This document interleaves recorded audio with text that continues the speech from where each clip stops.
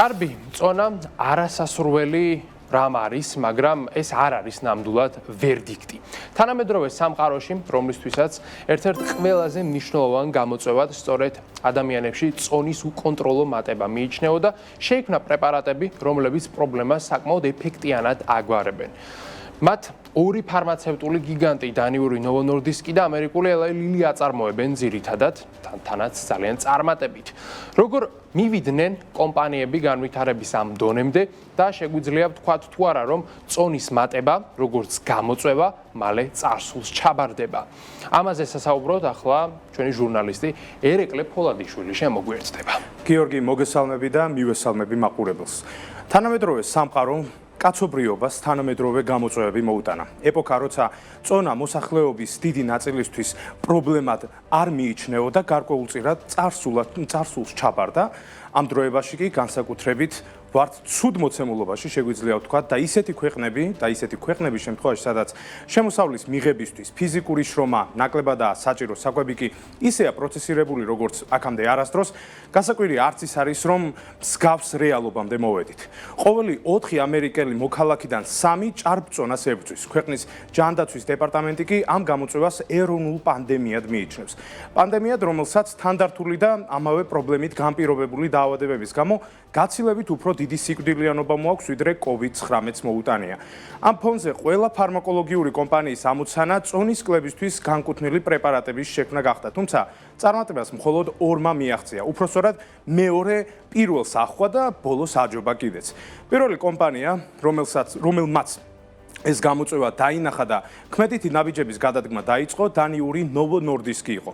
მისმა სპეციალისტებმა ყველასთვის კარგად ცნობილ წამალ Ozempic's-ზე მუშაობა 1988 წელს დაიწყეს, თანაც სრულიად სხვა პრეპარატის შექმნის მოტივით, თუმცა 10 წლის თავზე მიხვდნენ, რომ ხელთ მომავლის ერთ-ერთი ყველაზე საჭირო წამალი ეპყროთ.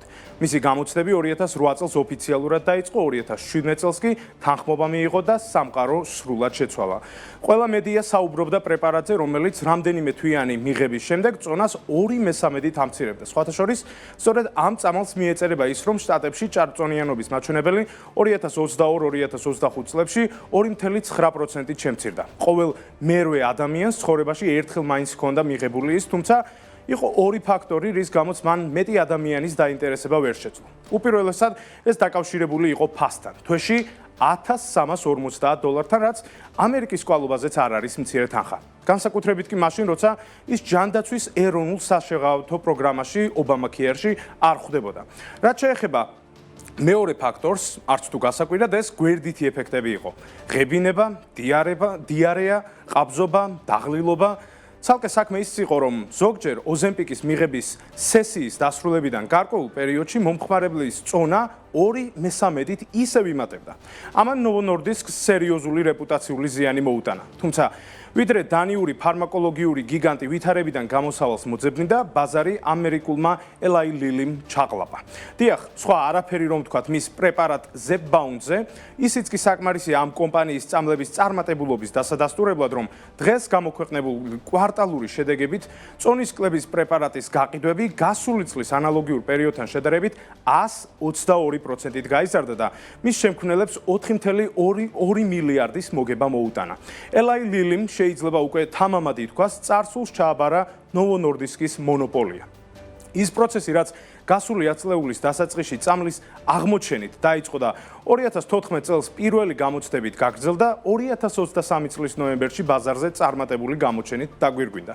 მეტიც ის იმდენად ღირებული პროდუქტი გახდა, რომ 2025 წელს Ozempic's-აც გადაასწრო, წონის კლების პრეპარატების ბაზრის 60%-იც აითვისა და ფარმაკოლოგიურ კომპანიას არც მეტი არც ნაკლები 36.5 მილიარდის მოგება მოუტანა.